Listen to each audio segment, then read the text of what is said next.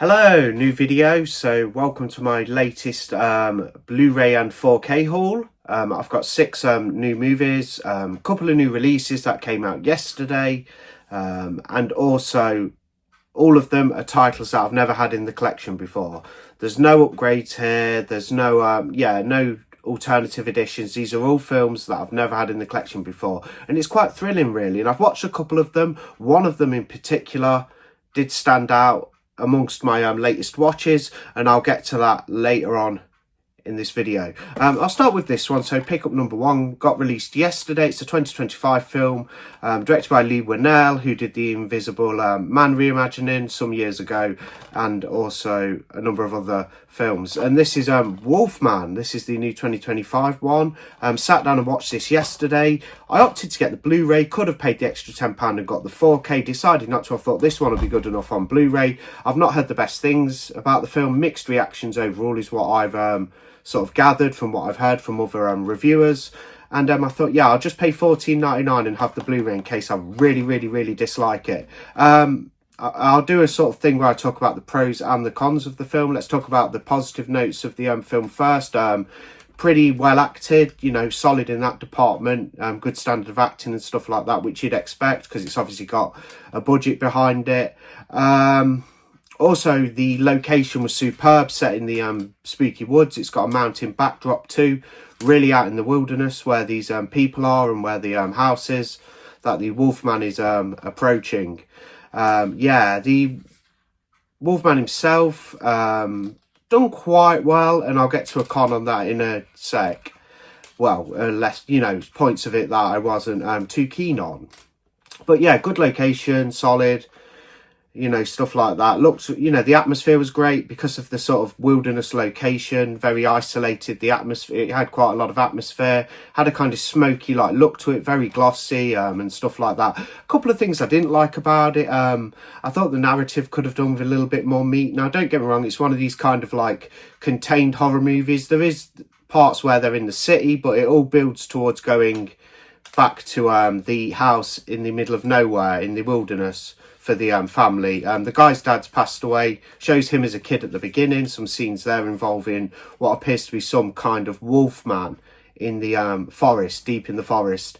But overall, I'd say it's more contained. It's mainly set around the house, in the woods that surround it, and in the actual house. So it's pretty contained to some extent. Not full on contained overall. There is scenes in other areas, like I said, the city and stuff. But yeah, it could have done with a little bit more meat to it narratively. I'm not saying they shouldn't have done it the way they did, where it being centered around the house in the middle of nowhere. I just think it could have done with a few different plot points, maybe even a couple of extra characters, because having the different characters in this film are used quite sparingly. There's only about, like, including the dad and the random guy, there's only a couple of extra characters in the whole film that are focused on. The main three and are featured very heavily, of course, but yeah, it could have been perhaps two more characters involved somehow, you know, even if it's just for a, you know, short duration on screen. But yeah, it was kind of okay, good atmosphere. I did like the atmosphere and the overall look of the film. I just thought narratively it could have done with a little bit more. And the Wolfman doesn't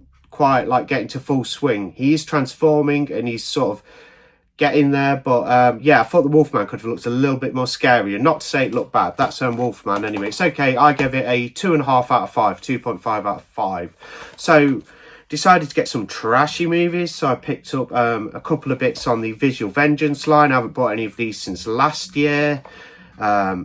Slaughter Day being one that I own that I really thought was good. It's like a couple of guys, well, it is, that have just picked up their camera and they're filming in Hawaii, all this wacky stuff involving like Evil Dead kind of creatures that resemble deadites almost, but in a very low budget manner with great special effects. So I really enjoyed that one on the Visual Vengeance line, and a couple of others that don't spring to mind, but I know I enjoyed them because I have about 6 now in the collection. So I have picked up 3 in this haul. The Abomination, these are all blind buys.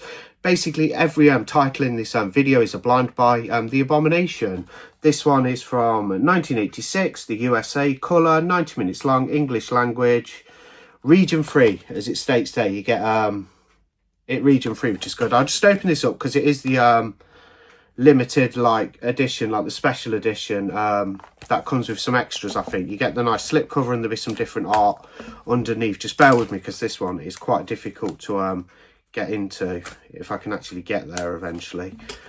Let's have a little go. Let's get the tool in. Come on. All right, I think I've managed to. I'll just unseal this. So really nice slipcover, like got a nice like sort of smooth like kind of finish to it. That's a look at that in detail. Visual Vengeance logo at the bottom. These movies can be hit or miss. I've had some before as well in my collection that I've ended up selling, like the Necrophiles, which I didn't enjoy at all. But stuff like Slaughter Day I thought was an absolute blast, and I had a fantastic time with that one. Hopefully the Abomination will be more of the same. There's the alternative artwork underneath. Inside you get a book, the disc and stickers like that. And there's even alternative art, which I'll pop the disc and show you guys. Alternative art. You get a poster as well and a booklet and the alternative art.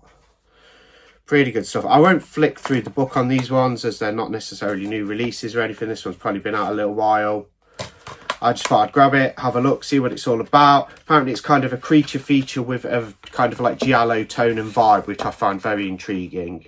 So set in rural Texas, the Abomination.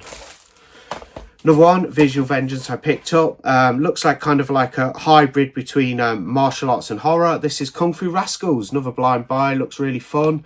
Perhaps really silly. It's called Kung Fu Rascals. I mean, how could it not be? And yeah, we'll open this one up as well. Again, Visual Vengeance, region free. They are US releases, but you can get them, buy them directly off Amazon UK. That's what I did. If you're interested in these sort of trashy movies, I know I am.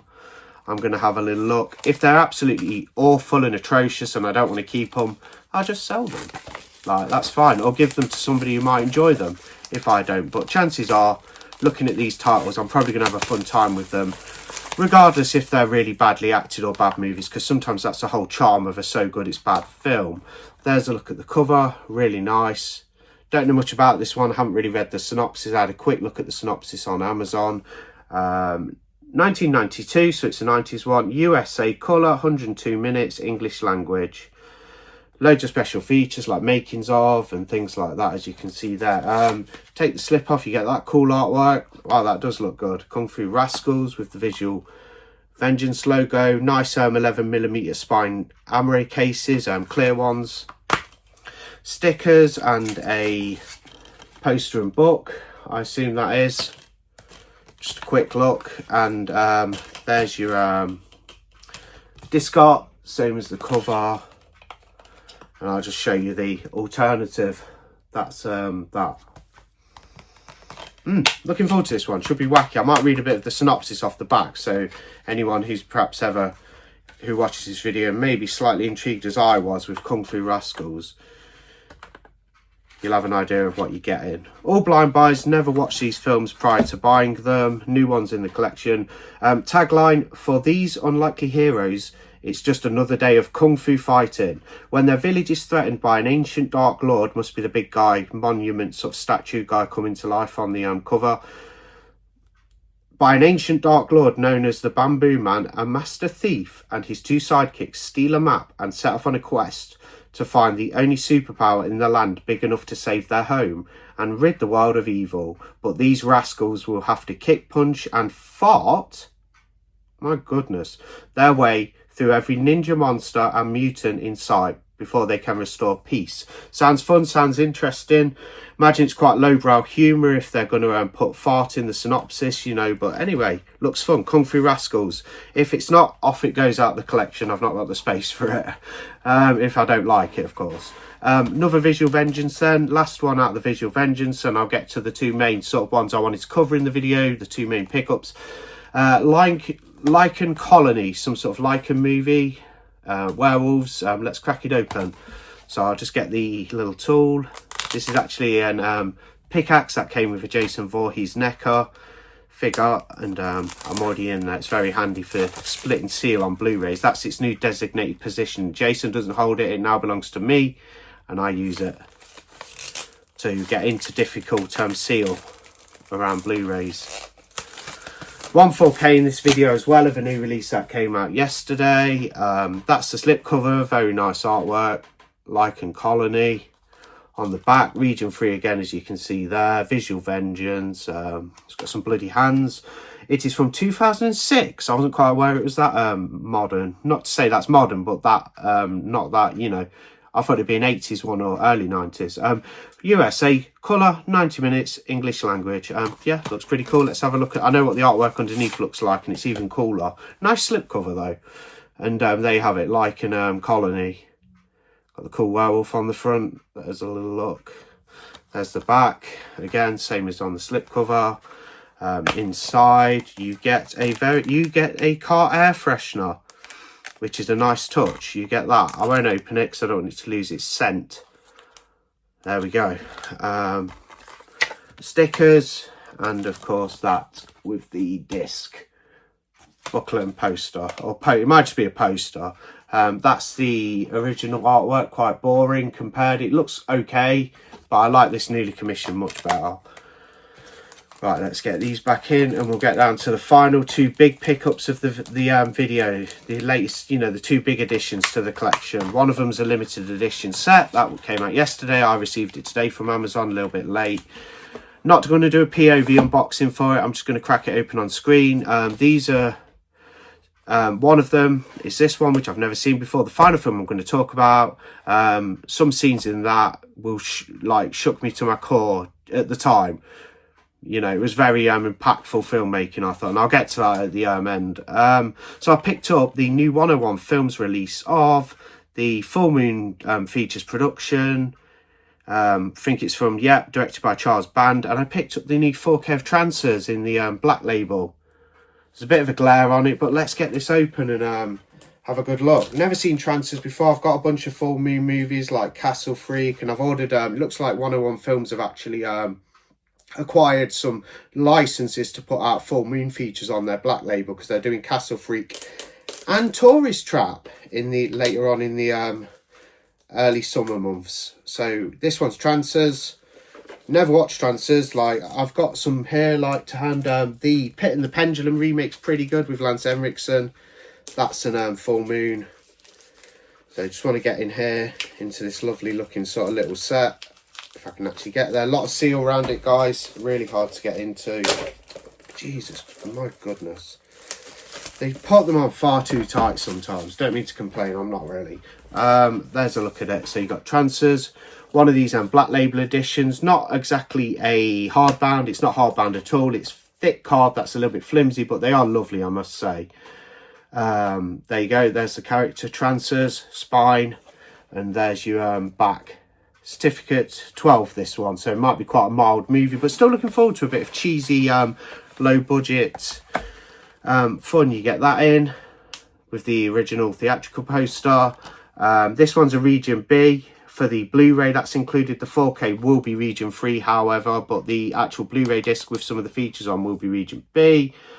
I'll read a couple of the extras, brand new extras, according to 101 Films. Dancing with Trancers, interview with director Charles Band, A Living Daydream, It's All a Days, interview with Ted Nicolou, limited edition booklet, includes adventures across the fourth dimension, and a Gonzo Guide to the Golden Age of Time Travel Movies by Rich Johnson, and Destination Los Angeles 1984, Now Trancers and Others, and Destination Los Angeles 1984, How Trancers and Others Reshape the City of Los Angeles by James Mottram, and some audio commentaries, including one with Charles Band. So that's interesting. It's 3 discs. Looks like a really nice set. There is an alternative artwork underneath, I think.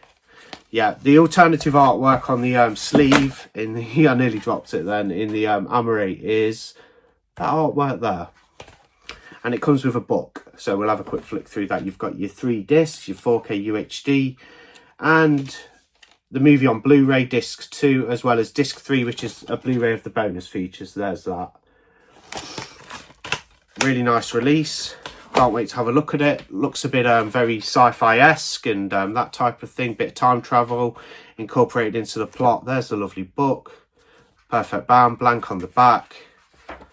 Just have a little flick through this. I'll pick out certain bits. I'm not going to go through the whole book. If I was doing point of view, like POV, I would do it.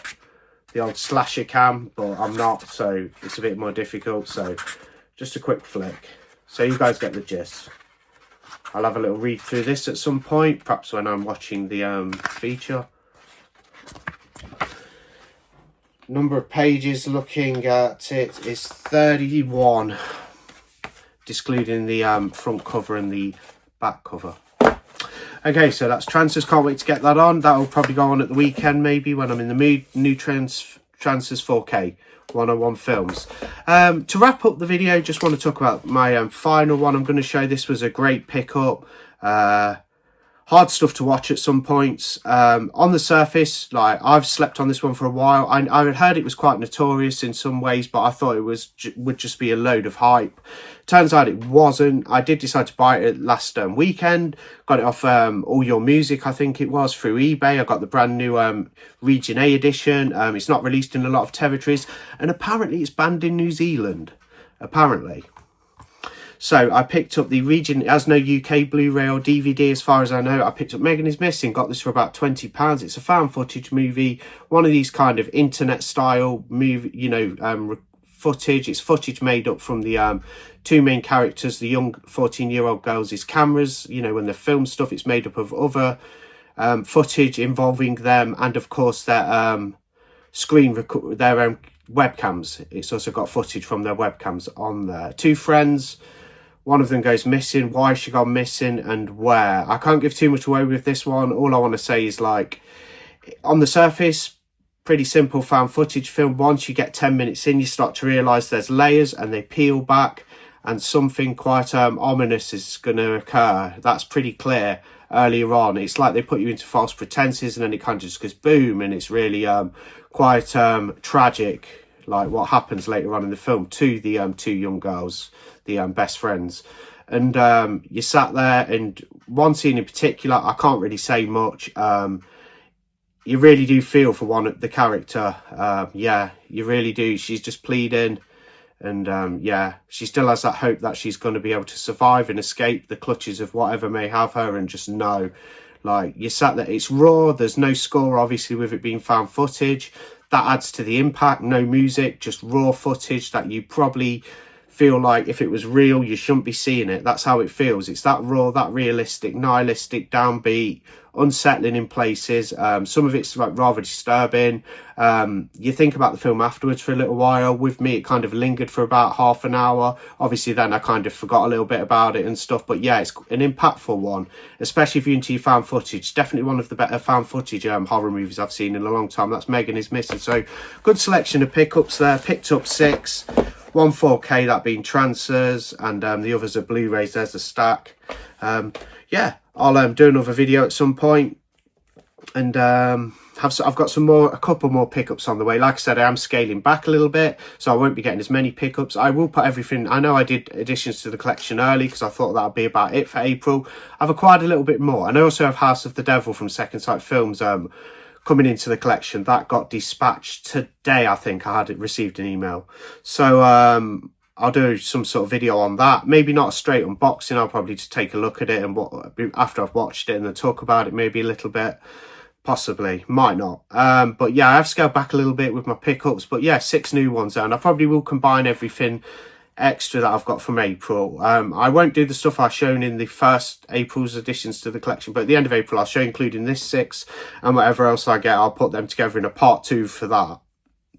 You know, part 2 for the April's overall pickups additions to the collection. All right, thanks for watching. I'll see you on the next video. Bye.